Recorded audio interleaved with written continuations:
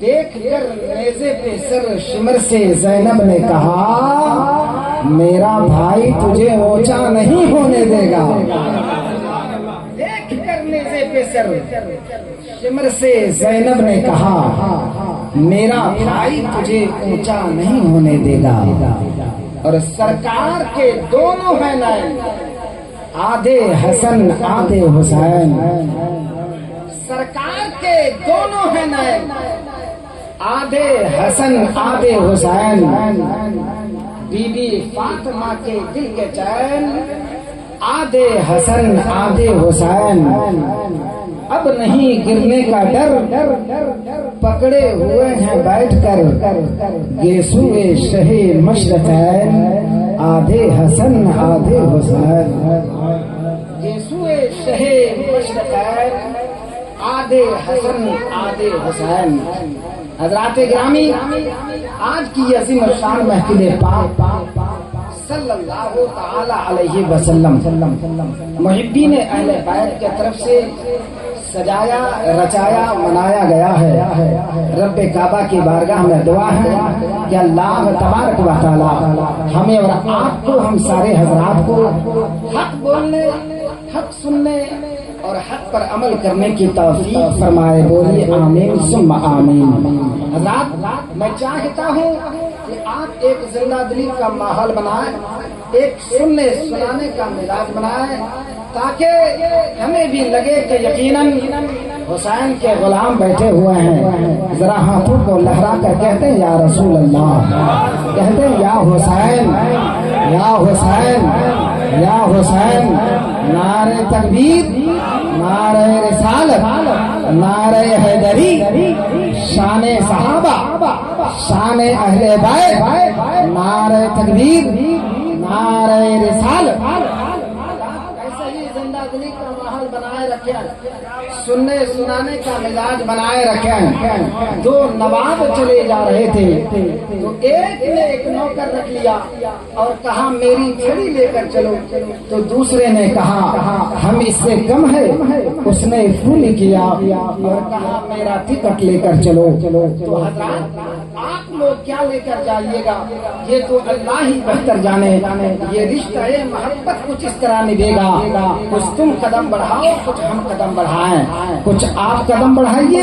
کچھ ہم قدم بڑھائیں، کچھ آپ کام کیجئے کچھ میں کام کروں گا. میں مسلسل بولوں گا، آپ کہیں کہیں بولیے گا اور ہمارے حوصلے کو بلند کر دیجئے گا. حضرات، ہر آدمی بولتا ہے آپ کیوں نہیں بولتے؟ ہر جماعت بولتی ہے آپ کیوں نہیں بولتے؟ ہر قوم بولتی ہے آپ کیوں نہیں بولتے؟ ہر انسان بولتا ہے آپ کیوں نہیں بولتے؟ دوسرا بولتا ہے آپ بولتے ہیں، تو دونوں میں فرق ہوتا ہے. عام آدمی بولتا ہے سیاست کی بولی بولتا ہے، عام آدمی بولتا ہے حمایت کی بولی بولتا ہے، عام آدمی بولتا ہے پارٹی کی بولی بولتا ہے. لیکن سنو، جب مسلمان بولتا ہے، نبی کا دیوانہ بولتا ہے، بولتا ہے، راجا کا مستانہ بولتا ہے، تو کسی کی پاک کی بولی نہیں بولتا، رسول پاک کی بولی بولتا ہے، احمد مختار کی بولی بولتا ہے، پروردگار کی بولی بولتا ہے. کسی شاعر نے کہا ہے کتنا حسین احمد مختار کا چہرہ، قرآن ہے مکمل میرے سرکار کا چہرہ، چن چن کے شفاعت میرے سرکار کریں گے، وہ جانتے ہیں ہر ایک وفا.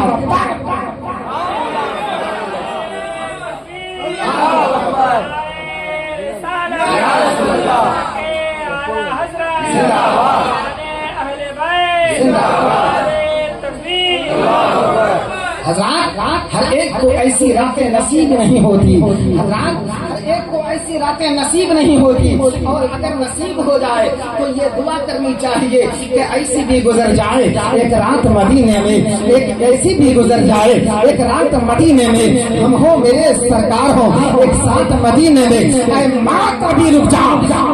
مجھے جانے دے، اے ماں کبھی رک جاؤ آگے مجھے جانے دے، ہو جائیں گے ہم دونوں ایک ساتھ مدینے میں، ہم دونوں ایک ساتھ مدینے میں. اور حضرات، اس دنیا میں سب کو کچھ نہ کچھ چاہیے، تو ہم کو بھی کچھ چاہیے کہ نہیں؟ سنیے کیا چاہیے. शमा को परवाना चाहिए, बुलबुल को फूल शमा को परवाना चाहिए, हमको रसूल पाक का दीवाना चाहिए, जिक्र नबी से रूह को करवाना चाहिए, जब उनका नाम आए तड़प जाना चाहिए, जो आ गए पलट के मदीने से हाथ को, तुम आ गए पलट के मदीने से हाथ को, तुमको उसी दयार में मर जाना, तुमको उसी दयार में मर जाना चाहिए। हजरात जानते हैं आगे एक नारा लग रहा है, कर लो दुनिया मुट्ठी में, जानते हैं ये किसका नारा है? ये रिलायंस कंपनी का नारा है, कर लो दुनिया मुट्ठी में, और दुनिया मुट्ठी में हो जाती है। लेकिन सुनो, कभी कभी की दुनिया आपके हाथ से निकल जाती है, कभी कभी की दुनिया आपके हाथ से फिसल जाती है। लेकिन सुनो, मैं आपको बताना चाहता हूँ, आप कहेंगे कैसे? तो सुनो, एक छोटा सा मोबाइल आपके हाथ में है, पूरी दुनिया आपकी मुट्ठी में है, लेकिन कभी कभी की दुनिया आपके हाथ से निकल जाती है, आपके हाथ से फिसल जाती है। आप कहेंगे कैसे? तो सुनिए, 50,000 का महंगा मोबाइल आपके हाथ में हो, टावर काम न करता हो, तो ये मोबाइल बेकार है। चलिए टावर तो काम कर रहा है, बैटरी चार्ज नहीं है, तो भी आपका मोबाइल बेकार है। लेकिन आज मैं आपको एक ऐसा मोबाइल दिखाऊंगा, एक ऐसा मोबाइल दिखाऊंगा, एक ऐसा मोबाइल दिखाऊंगा जो न किसी टावर का मोहताज है, न किसी बैटरी की मोहताज है, न किसी नेटवर्क का आलम। तो ये है, पुकारने वाला लखनऊ से पुकारता है, सुनने वाले मुस्तफा मदीना शरीफ से सुन लेते हैं, पुकारने वाला यहाँ से पुकारता है, गौसे आजम बरकात शरीफ से सुन लेते हैं, पुकारने वाला यहाँ से पुकारता है, सरकार अजमेर शरीफ से सुन लेते हैं, पुकारने वाला यहाँ से पुकारता है, इमाम हुसैन करबला से सुन लेते हैं, इमाम हुसैन करबला से सुन लेते हैं, पुकारने वाला यहाँ से पुकारता है, और मेरे इमाम अहमद रजा बरेली शरीफ से। अल मुख्तसर में आपको कहूँ, इमाम अहमद रजा कोई आम शख्सियत का नाम नहीं है, इमाम अहमद रजा किसी फर्द वाहिद का नाम नहीं है, इमाम अहमद रजा सुन्नियत के मिशन का नाम है, इमाम अहमद रजा सुन्नियत के मरकज का नाम है। इमाम अहमद रजा उस शख्सियत को कहते हैं जिन्होंने नबी की मोहब्बत में कलम उठाया तो कहा, मुस्तफा जाने रहमत पे लाखों सलाम, बस में हिदायत पे लाखों सलाम, शहरे यारे हरम ताजदार हरम, वो बहारे शफाअत लाखों सलाम, दूरो नजदीक के सुनने वाले वो कान, काले लाले करामत पे लाखों सलाम, पतली पतली गुले कुछ की पत्तियां, उन लबों की नजाकत पे लाखों सलाम। अरे कितने बिखरे पड़े हैं मदीने के फूल, अरे करबला तेरी किस्मत पे लाखों सलाम। अरे जिस सुहानी घड़ी चमका तैयबा का चांद, उस दिन अफरोज़े सागर पे लाखों सलाम, में जब उनकी आमद की शौकत पे लाखों सलाम, उससे खिदमत के कुछ कहें हाँ रजा हाँ रजा। आम शख्सियत का नाम नहीं है, इमाम अहमद रजा उस शख्सियत को कहते हैं जिन्होंने नबी की मोहब्बत में कलम उठाया तो कहा, ऐ शहंशाह मदीना अस्सलातु वस्सलाम, मोहल्ला अस्सलातु वस्सलाम, मोमिनों पढ़ते रहो तुम पर दुरूद, फरिश्तों का वजीफा सलाम, रब्बे हबली उम्मती, कितने पैदा हुए, कितने फरमाया के बख्शा, अस्सलातु वस्सलाम। अरे मैं वो सुन्नी हूँ जली है, मरने के बाद मेरा लाशा भी पढ़ेगा, अस्सलातु वस्सलाम। कोई आम शख्सियत का नाम नहीं है, बल्कि इमाम अहमद रजा उस शख्सियत को कहते हैं जिन्होंने नबी की मोहब्बत में कलम उठाया तो कहा, अल्लाह का सर का बाकदम शान है ये, इंसान नहीं इंसान, वो इंसान है ये, कुरान को ईमान बताता है, ईमान ये कहता है मेरी जान है ये। इमाम अहमद रजा उस शख्सियत को कहते हैं जिन्होंने नबी की मोहब्बत में कलम उठाया तो कहा, दिल है वो दिल जो तेरी तेरे वो पे कुर्बान गया, उन्हें जाना वो नहीं माना, न रखा गैर से काम, मैं दुनिया से मुसलमान गया और तुम पर मेरे सही। अरे नजदीकों कलमा पढ़ाने का भी नजदीकों कलमा पढ़ाने का भी आसान गया। अरे जानो दिल हो शो सब तो मदीने पहुंचे, तुम नहीं चलते रजा, सारा तो सामान गया। को कहते हैं उन्होंने नबी की मोहब्बत में कलम उठाया तो कहा, ज़मीनो ज़मान तुम्हारे लिए, मकीनो मकाम तुम्हारे लिए, चुनीनो चुना तुम्हारे लिए, बने तो जहां तुम्हारे लिए, बदन में ये जान तुम्हारे लिए, बदन में ज़बां तुम्हारे लिए, आए यहाँ तुम्हारे लिए, देगी वहाँ।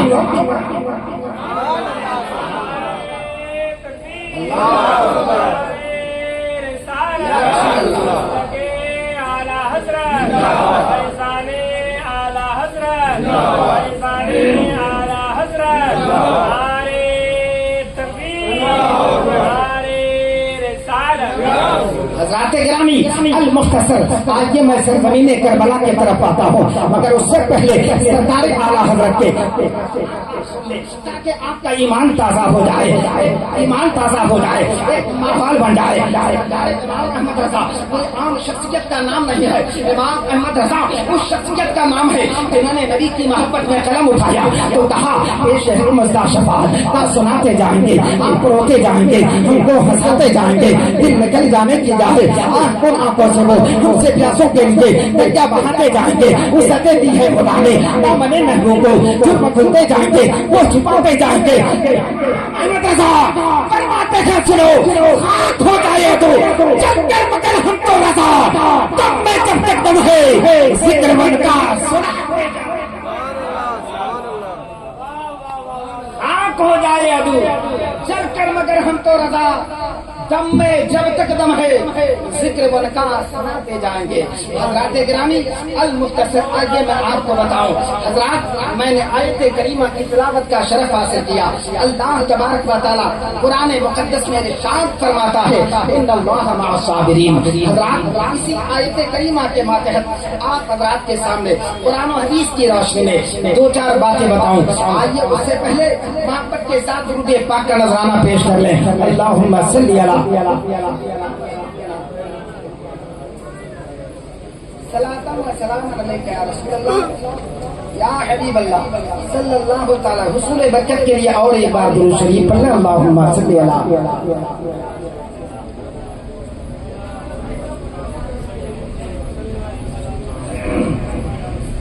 صلاۃ و سلام علیک یا رسول اللہ یا حبیب اللہ صلی اللہ تعالی علیہ وسلم۔ شاعر اسلام نے ارشاد فرمایا کہ اس کی ہمت پر علی شیر خدا کو ناز ہے، اس نماز پر محمد مصطفیٰ کو ناز ہے، سجدہ تو سب نے کیا پر اس کا نیا انداز ہے، اس نے وہ سجدہ کیا جس پر خدا کو ناز ہے، اس نے وہ سجدہ کیا جس پر خدا کو ناز ہے، اور دشت بلا کو عرش کا سینہ بنا دیا، جنگل کو مصطفیٰ نے مدینہ بنا دیا، دشت بلا کو عرش کا سینہ بنا دیا، جنگل کو مصطفیٰ نے مدینہ بنا دیا، ہر ذرے کو نفس کا نگینہ بنا دیا، تو نے حسین مرنے کو جینا بنا دیا، تو نے حسین مرنے کو جینا بنا دیا، اور قلب زہرا کا حسین رکھا ہے، زینت شرفین رکھا ہے، ہم نے کاغذ پہ رکھ دیا آنسو، لوگوں نے سمجھا حسین رکھا ہے، ہم نے کاغذ پہ رکھ دیا آنسو، لوگوں نے سمجھا حسین رکھا ہے، اور پوچھ مت احسان ہے کیا کیا میرے شبیر کا، کھا رہا ہے ہر کوئی صدقہ میرے شبیر کا، پوچھ مت احسان ہے کیا کیا میرے شبیر کا، کھا رہا ہے ہر کوئی صدقہ میرے شبیر کا، کٹ گیا کربلا کے ریت پر نام یزید، بج رہا ہے آج بھی ڈنکا میرے شبیر کا، بج رہا ہے آج بھی ڈنکا میرے شبیر کا۔ حضرات گرامی آئیے میں آپ کو بتاؤں امام حسنین کریمین کا مقام کیا ہے، ان کا مرتبہ کیا ہے۔ حدیث پاک کی روشنی میں حضرت ام الفضل رضی اللہ تعالیٰ عنہ آقا کریم مسجد نبوی میں تشریف فرما ہے، حضرت ام الفضل رضی اللہ تعالیٰ عنہ دوڑتی ہوئی ہانپتی کانپتی ہوئی آقا کی بارگاہ میں چلی جاتی ہے، اور جانے کے بعد آقا کریم صلی اللہ تعالیٰ علیہ وسلم سے یہ عرض کرتی ہے یا رسول اللہ یا حبیب اللہ، آج میں نے ایک بھیانک خواب دیکھا ہے، آج میں نے ایک بڑا ہی ڈراونا خواب دیکھا ہے، یا رسول اللہ اس خواب کی تعبیر کیا ہو سکتی ہے؟ میرے آقا کریم صلی اللہ تعالیٰ علیہ وسلم نے ارشاد فرمایا ام الفضل بتاؤ آپ نے کیا خواب دیکھا ہے؟ تو حضرت ام الفضل رضی اللہ تعالیٰ عنہ بیان کرتی ہے یا رسول اللہ یا حبیب اللہ، آج میں نے خواب یہ دیکھا ہے کہ آپ کے جسم کے گوشت کا ایک ٹکڑا کاٹ کر میری گود میں ڈال دیا، بولیے سبحان اللہ، میری گود میں ڈال دیا یا رسول اللہ اس کی تعبیر کیا ہو سکتی ہے؟ میرے آقا کریم صلی اللہ تعالیٰ علیہ وسلم نے ارشاد فرمایا اے ام الفضل سنو، تم نے کوئی ڈراؤنی خواب نہیں دیکھا ہے، تم نے کوئی بھیانک خواب نہیں دیکھا ہے، تم نے تو بڑا ہی اچھا خواب دیکھا ہے، تم نے ہی تو بڑا ہی خوبصورت خواب دیکھا ہے، تم نے تو بڑا ہی حسین خواب دیکھا ہے یا رسول اللہ اس کی تعبیر کیا ہے؟ میرے آقا کریم صلی اللہ تعالیٰ علیہ وسلم نے ارشاد فرمایا اے ام الفضل سنو، میرے فاطمہ کے گھر میں ایک بچہ پیدا ہوگا، جب وہ بچہ پیدا ہوگا، بچہ پیدا ہونے کے بعد سب سے پہلے وہ بچہ تیری گود میں ڈالا جائے گا اور تیری گود میں وہ بچہ کھیلتا ہوا نظر آئے گا۔ حضرت ام الفضل رضی اللہ تعالیٰ عنہا بیان کرتی ہے یا رسول اللہ یا حبیب اللہ، بیان کرتی ہے کہ میں نے چند مہینوں کے بعد، چند دنوں کے بعد میں نے کیا دیکھا، چند دنوں کے بعد میں نے دیکھا کہ حضرت فاطمہ کے گھر میں ایک بچہ پیدا ہوا اور اس بچے کو سب سے پہلے میری گود میں ڈالا گیا۔ حضرات گرامی ام الفضل کی گود میں جیسے ہی اس بچے کو ڈالا، بچے کو ڈالنے کے بعد حضرت ام الفضل رضی اللہ تعالیٰ عنہا اس بچے کو لے کر آقا کریم کی بارگاہ میں چلی گئی اور جانے کے بعد اس بچے کو آقا کریم کی گود میں ڈالا۔ جیسے ہی ڈالا میرے آقا نے امام حسین کو دیکھا، حسین نے میرے آقا کو دیکھا، دیکھنے کے بعد آقا کریم صلی اللہ تعالیٰ علیہ وسلم ہزاروں قطار رونے لگے، آنکھوں سے آنسوؤں کا سیلاب جاری ہو گیا، آنکھوں سے آنسوؤں کا دریا جاری ہو گیا، آقا کریم بے چین ہو گئے، ایک قرار ہو گئے۔ کرتی ہے صلی اللہ یا حبیب اللہ آپ کے گھر میں آیا ہے، آخر رونے کی وجہ کیا ہے؟ آقا کریم فرماتے ہیں اے ام الفضل سن لے، حضرت جبرائیل امین میرے پاس آئے تھے، آنے کے بعد مجھے خبر دیا کہ یہ وہ بچہ ہے یا رسول اللہ، یہ بچہ وہ بچہ ہے، اسی بچے کو آپ کی امت کربلا کے سرزمین پر شہید کر دے گی۔ اللہ آقا کریم فرماتے ہیں شہادت کی خبر مجھے حضرت جبرائیل امین نے دیا، اور یہ دیکھو میرے ہاتھ میں جو مٹی کا ڈھیلا ہے جو سرخ ہو چکا ہے، یہ حضرت جبرائیل امین نے اس مقام یعنی شہادت گاہ کی جو مٹی ہے وہ مجھے لا کر کے دیا ہے۔ حضرات گرامی اسی روایت کو حضرت ام سلمہ بیان کرتی ہے، حضرت ام سلمہ رضی اللہ تعالیٰ عنہا بیان کرتی ہے ایک مرتبہ ایسا ہوا کہ ایک رات میں نے آقا کریم کو دیکھا کہ آقا کریم جب رات کو سوئے تو کروٹیں بدلنے لگے، کبھی داہنے کروٹ پر سوتے ہیں، پھر تھوڑی دیر کے بعد بائیں کروٹ پر سوتے ہیں، اس طریقے سے وہ رات بھر کروٹیں بدلتے رہے اور جب صبح کی سفیدی نمودار ہوئی حضرت ام سلمہ عرض کرتی ہے کہ میں نے آقا کریم کے دائیں ہاتھ پر سرخ مٹی دیکھا، جب صبح کی سفیدی نمودار ہوئی میں نے آقا کریم سے پوچھا یا رسول اللہ یا حبیب اللہ آپ کے ہاتھ میں یہ سرخ مٹی کیسی؟ تو میرے آقا کریم نے فرمایا اے ام سلمہ سن لے، یہ سرخ مٹی حضرت جبرائیل امین نے مجھے دے کر کے گیا ہے، اور میرے جبرائیل امین نے یہ کہا ہے یا رسول اللہ یا حبیب اللہ آپ کے اس بچے کو سرزمین عراق میں شہید کیا جائے گا اور یہ شہادت گاہ کی مٹی ہے۔ گرامی تو امام حسین کی شہادت کی خبر ایک حدیث پاک سے نہیں بلکہ کئی احادیث کریمہ سے، کبھی حضرت علی نے بیان کیا، کبھی حضرت انس نے بیان کیا، کبھی امام احمد بن حنبل نے بیان کیا، عائشہ صدیقہ رضی اللہ تعالیٰ عنہا نے بیان کیا۔ ایسے بہت سارے احادیث کریمہ ہے۔ حضرت گرامی المختصر میں ادھر جانا نہیں چاہتا، میں آپ کو تھوڑی دیر سرزمین کربلا کی طرف لے کر چلتا ہوں۔ حضرت گرامی آپ کو بتاؤں شاعر اسلام نے کہا اس کی ہمت پر علی شیر خدا کو ناز ہے، اس نماز پر محمد مصطفیٰ کو ناز ہے، سجدہ تو سب نے کیا پر اس کا نیا انداز ہے، اس نے وہ سجدہ کیا جس پر خدا کو ناز ہے، خدا کو ناز ہے اور وہ بھی ہونا سجدہ تو عرش والے بھی کرتے ہیں، سجدہ تو فرش والے بھی کرتے ہیں، سجدہ تو زمین والے بھی کرتے ہیں، سجدہ تو آسمان والے بھی کرتے ہیں، سجدہ تو جنت کے حورے بھی کرتے ہیں، سجدہ تو بہشت کے غلمان بھی کرتے ہیں، زمین سے لے کر آسمان تک، عرش سے لے کر فرش تک، کائنات کا ذرہ ذرہ اس کی حمد و ثنا اور اس کی تسبیح و تحلیل میں ہمارا وقت مشغول رہتا ہے، لیکن عرش اعظم کے سائے میں سجدہ کرنا آسان ہے، جنت کے پرکیف فضاؤں میں سجدہ کرنا آسان ہے، مسجد کے حجرے میں اللہ کرنا آسان ہے، لیکن جب آپ بیٹے کے لاش پر گھوڑے دوڑتے دیکھ کر حضرت عباس لمبر تھا بخش و کرم ہوتا دیکھ کر اور محمد کو خون میں نہایا ہوا دیکھ کر اور خود اپنے جسم میں سینکڑوں زخم لگانے کے بعد سرزمین کربلا کی تپتی ہوئی ریت پر سجدہ کرنا کسی اور کا کام نہیں تھا، بلکہ یہ امام علی مقام ہی کا کام تھا، شہید اعظم ہی کا کام تھا، امام حسین ہی کا کام تھا۔ اسی منظر کشی کو دیکھ کر شاعر اسلام نے کہا اس کی ہمت پر رہی شیر خدا کو ناز ہوئے، اس نوازے پر محمد مصطفیٰ کو ناز ہوئے، سجدہ تو سب نے کیا پر اس کا نیا انداز ہے، اس نے وہ سجدہ کیا جس پر خدا اس نے وہ سجدہ کیا جس پر خدا کو ناز ہے، اور دشتے بلا کو عرش کا زینہ بنا دیا،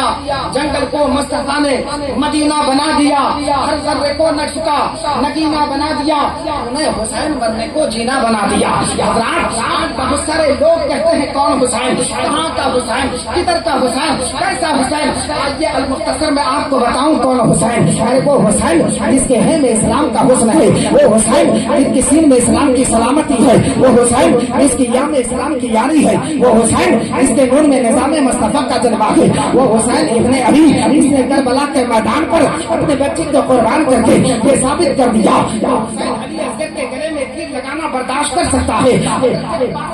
کا بازو قلم کرا سکتا ہے، کی جوانی پر گھوڑے دوڑانا برداشت کر سکتا ہے،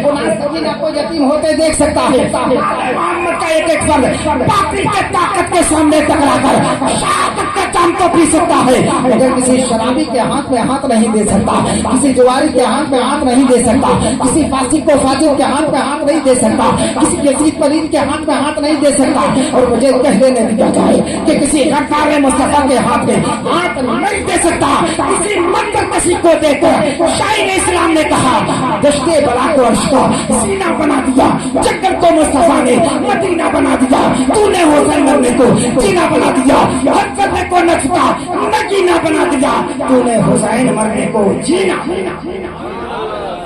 نے حسین مرنے کو جینا بنا دیا۔ حضرات گرامی آج یہ میں آپ کو بتاؤں کون حسین؟ ارے وہ حسین جس کے چہرے کو دیکھ کر کافروں نے ایمان قبول کیا، وہ حسین جو ختم نبوت کے کندھوں کا شہ سوار بنا، وہ حسین جس نے رسول اللہ کی زلفوں کو لگام بنایا، وہ حسین جو نبی کے سینوں پر کھیلا کرتا تھا، آج سرزمین کربلا میں کیوں آیا؟ اقتدار کے لیے بہت سارے نام نہاد علماء کہتے ہیں حسین اور یزید کی لڑائی اقتدار کی لڑائی تھی، حسین اور یزید کی لڑائی ذاتی لڑائی تھی، حسین اور یزید کی لڑائی خاندانی لڑائی تھی، مگر میں آپ کو بتاؤں میرے یاروں میرے حسین لڑنے کے لیے نہیں گیا، اگر میرے حسین لڑنے کے لیے جاتے حضرت علی اصغر کو ساتھ میں نہ لے جاتے، اگر میرے حسین لڑنے کے لیے جاتے حضرت علی اکبر کو ساتھ میں نہ لے جاتے، اگر میرے حسین لڑنے کے لیے جاتے سیدہ زینب کو لڑائی میں نہ لے جاتے، اگر میرے حسین لڑنے کے لیے جاتے سید اپنی بیوی شہربانو کو لڑائی میں نہ لے جاتے، میرے یاروں میرے حسین لڑنے کے لیے نہیں گیا تھا۔ تاریخ کہتی ہے کربلا گواہی دیتا ہے، سناؤ جب حضرت حور نے کہا تھا حسین راستہ بدل دو، فرمایا میں راستہ بدلنے کے لیے نہیں آیا بلکہ میں تو راستہ دکھانے آیا ہوں۔ حضرت حور نے کہا تھا حسین کنارہ کشی اختیار کرو، فرمایا میں کنارہ کشی اختیار کرنے نہیں آیا بلکہ میں تو کشتی کو پار لگانے آیا ہوں۔ حضرت حور نے کہا تھا حسین پیر دکھاؤ، فرمایا میں پیر دکھانے کے لیے نہیں آیا بلکہ میں تو سینے پر تیر کھانے آیا ہوں۔ حضرت حور نے کہا تھا ارے حسین جان بچاؤ، فرمایا میں جان بچانے کے لیے نہیں آیا، ارے میں تو ناما کے تیر پر جان بچانے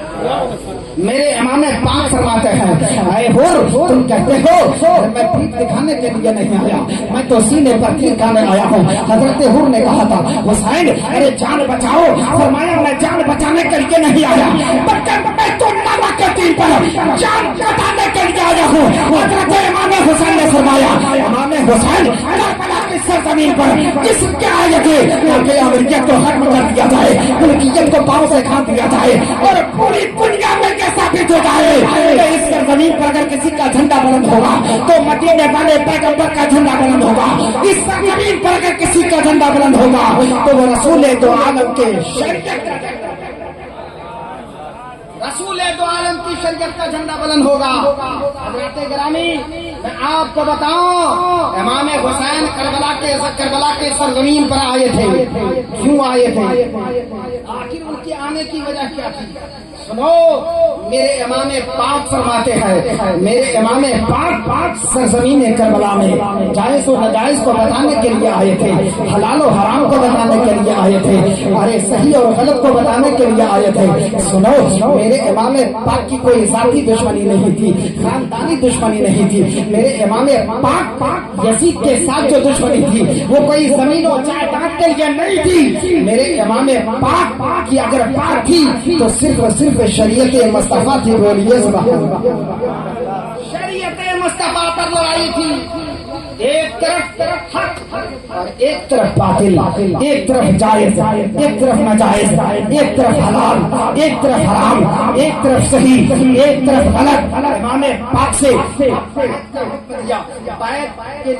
ان سے فرمایا میرے امام پاک فرماتے ہیں سنو میں کسی شرابی کے ہاتھ میں ہاتھ نہیں دے سکتا, میں کسی جواری کے ہاتھ میں ہاتھ نہیں دے سکتا, میں کسی فاسق و فاجر کے ہاتھ میں ہاتھ نہیں دے سکتا. دنیا والوں کو یہ سبق دے رہے ہیں, دنیا والوں کو یہ بتانا چاہ رہے ہیں. میرے امام پاک دنیا والوں کو میسج دینا چاہ رہے ہیں. اے میرے ماننے والوں, اے میرے ساتھ چاہنے والوں, اے امام حسین کا نعرہ لگانے والوں, امام حسین شرابیوں کے ساتھ نہیں ہے, جواریوں کے ساتھ نہیں ہے. ارے امام پاک فاسق و فاجر کے ساتھ نہیں ہے. میرے امام پاک صرف اور صرف ہے تو حق کے طرف ہے. میرے امام پاک حق کے طرف ہے. آج جو لوگ جس کو فجور کرتے ہیں, کام غلط بھی کرتے ہیں, ناجائز بھی کرتے ہیں, اور پھر امام حسین کا نعرہ بھی لگاتے ہیں. حسین کے ماننے والوں, حسین کا نعرہ لگانے والوں, سنو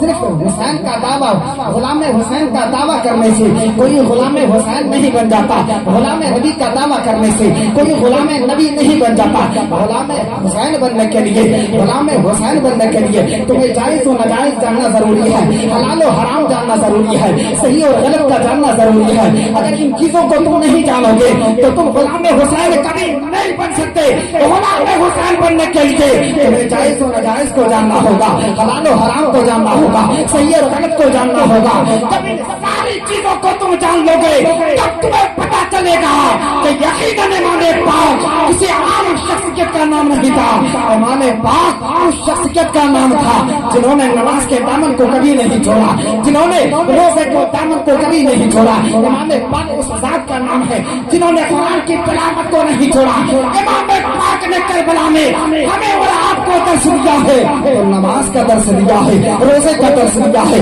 تلاوت قرآن کا درس دیا ہے. لوگوں کو یہ میسج دیا ہے, اے لوگوں کامیاب ہونا چاہتے ہو دامن نماز کو تھام لو.